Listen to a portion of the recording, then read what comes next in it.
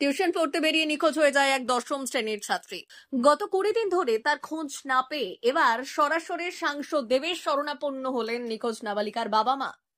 খরার এলাকার বাসিন্দা ওই দম্পতি এদিন বীরসিংহ এলাকায় সাংসদ দেব পৌঁছানোর পরই তার সঙ্গে দেখা করতে যান। দেবকে কাছে পেয়ে পা জড়িয়ে ধরলেন নিখোঁজ নাবালিকার মা। তিনি বললেন, গত 11 জুলাই থেকে আমাদের মেয়ে নিখোঁজ, ও খুব ভালো মেয়ে, ওকে খুঁজে দিন।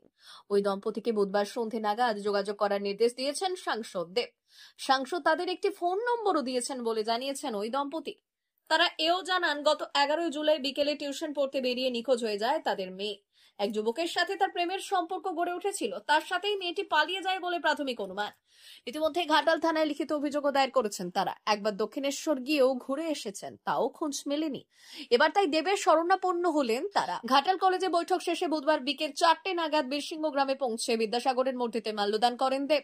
এরপর বিদ্যাসাগরের পূর্ণভূমিতে বৃক্ষরোপণও করেন। বৃক্ষরোপণ করার পর ত্রাণ বিলি করতে যাওয়ার পথেই খরার গ্রামের এক মহিলা এসে তার মেয়েকে ফিরে পাওয়ার জন্য সাংসদকে আবেদন জানান।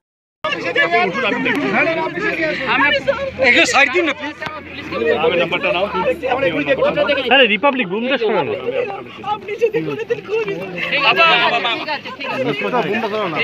দেখি দেখি দেখি সাইড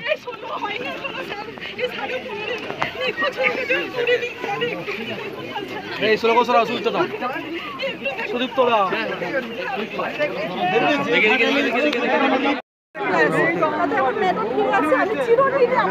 আপনার মেয়ের কি হয়েছে? কিছু হয়নি, টিউশনি যখন নাম করে বেরিয়েছে, চার মেয়ে টাইম দিয়ে চলে গেছে, চার বাড়ি কাছে। কতদিন ধরে আজ 20 দিন নিখোঁজ হয়ে গেছে। দেখতে জানালেন? হ্যাঁ, জানিয়েছি।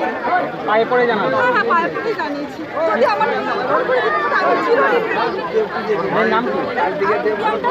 মেয়ের নাম আমার নাম বাচ্চা মেয়ে। কোথায় বাড়ি? খরার বাস স্ট্যান্ড। শিবদুর্গা মন্দির।